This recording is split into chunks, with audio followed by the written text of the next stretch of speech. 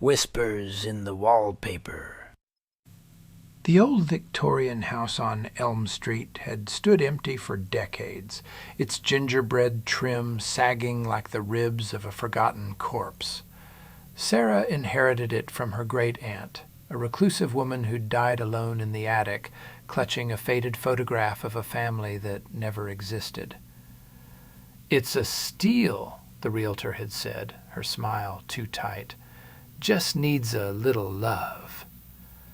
Sarah, fresh out of a brutal divorce and desperate for a fresh start, saw potential in the peeling wallpaper and warped floorboards. She moved in on a rainy October evening, the kind where the wind howls like it's got something to confess. The first night was quiet. Too quiet. Sarah unpacked boxes in the parlor, the air thick with the scent of mildew and something sweeter. Jasmine, maybe, like a grave flower pressed between pages.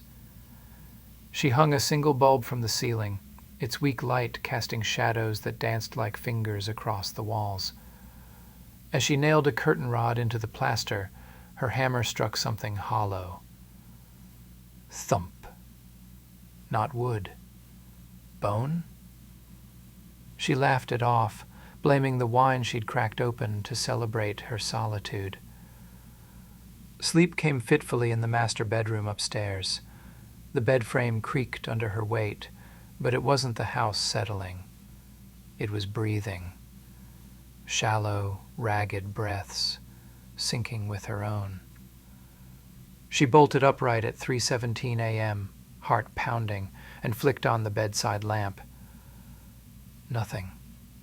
Just the wallpaper, a faded floral pattern, roses blooming in crimson loops that seemed to pulse in the lamplight.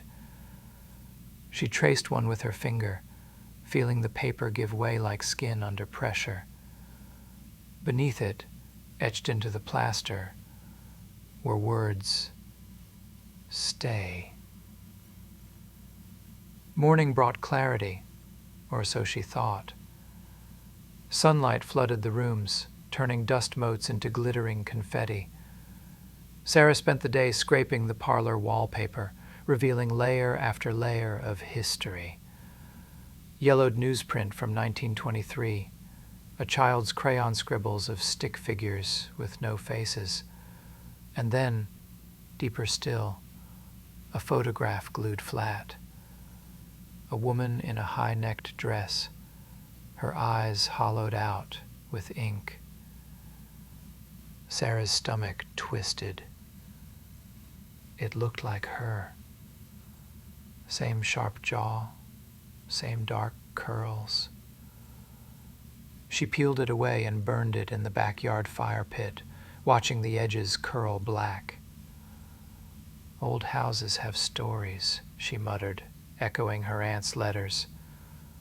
"Ignore the ghosts." By evening, the whispers started. Faint at first, like radio static from another room. Sarah was in the kitchen, chopping onions for a solitary stew, when it came. A child's voice, high and pleading. "Mama? Mama, where are you?" The knife slipped, slicing her thumb. Blood welled up, bright and accusing, and dripped onto the cutting board. She bandaged it, pulse racing, and turned off the radio she'd left playing NPR. But the voice persisted, now from the hallway. "Don't leave me in the dark." She grabbed a flashlight and followed it, beam slicing through the gloom like a scalpel. The basement door was ajar. She'd nailed it shut that morning, swearing off the damp stone chamber with its rusted pipes and cobwebbed beams. Now, it swung open on silent hinges, exhaling cold air that smelled of earth and regret. The stairs descended into blackness, each step groaning under her weight. At the bottom, the flashlight caught a flicker. A A small figure in a white nightgown, huddled in the corner. A girl, no older than 6, her back to Sarah, rocking gently. "I waited," the girl whispered, her voice echoing off the walls like a looped tape. "Papa said you'd come back." Sarah's mouth went dry. Who are you?"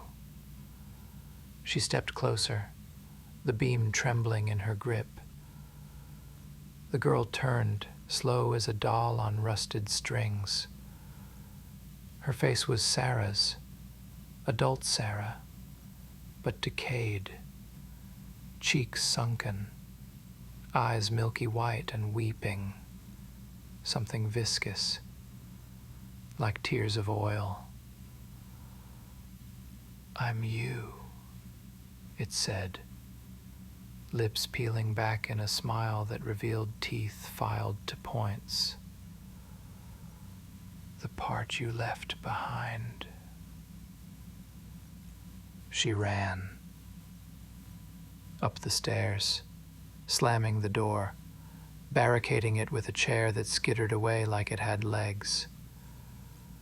In the parlor, the wallpaper she'd stripped hung in tatters, but new patterns bloomed beneath. Hands, dozens of them, pressing outward from the plaster, fingers splayed and clawing for release. They whispered her name, a chorus of echoes. "Sarah, Sarah, stay with us." She clawed at them, nails breaking, skin tearing. But they multiplied, wrapping around her wrists like vines. Upstairs, the bedroom door wouldn't open. It was locked from the inside, though she'd never turned the key. The breaths were louder now, a symphony of lungs filling and emptying in the walls. She pounded on the wood until her fists bled, screaming for help that wouldn't come. Elm Street was empty. When the door finally gave, it wasn't to the hallway. It yawned into the attic, a cavern of dust and forgotten trunks, lit by a single moonbeam through a cracked skylight. There in the center sat her great-aunt's rocking chair, swaying empty. But the air shimmered, and figures materialized, translucent women in outdated gowns, their faces shifting like smoke. One reached out, her hand passing through Sarah's arm, leaving frostbite in its wake. "Join us," they murmured, voices blending into a lullaby from hell. "The house is hungry. It needs daughters." Sarah collapsed, the cold seeping into her bones, rewriting her from the inside. She saw flashes. Her aunt, bricked up alive in the chimney for disobedience. The girl in the basement, starved in the 1800s, her body never found. And Sarah herself, unborn regrets made flesh, abortions unspoken, lovers abandoned, a life half-lived. The ghosts weren't strangers. They were her. By dawn, the house was silent again. A for sale sign appeared in the yard, driven into the soil by unseen hands. The new owners would find the wallpaper pristine, the basement dry, and in the attic, a fresh photograph taped to the rocking chair. A woman with shark jaw and dark curls, eyes hollowed out with ink. "Stay," it read beneath her smile. The whispers would wait, They always did.